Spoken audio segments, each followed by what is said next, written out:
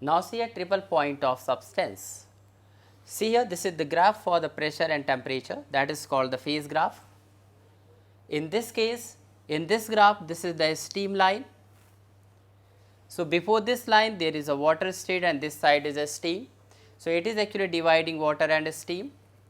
So, simply the liquid to gas state, and this one is ice to water, that is called ice line, and this is sublimation line. Sublimation is actually the process in which the solid directly changes into gases. There is no liquid state occurs. So, here when the ice is heated here, or this portion is here heated, directly changes into gases. So, these are the three lines in the graph. When these graphs are produced, they meet at this point, that is the P, and see at this point is actually has a particular temperature and particular pressure on the graph.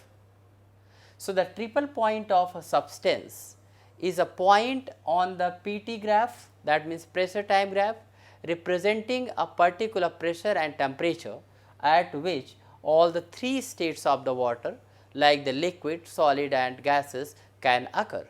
For the water, at this temperature 273.16 Kelvin or 0.01 degree Celsius, at this temperature, and the pressure 0.46 centimeter of mercury column.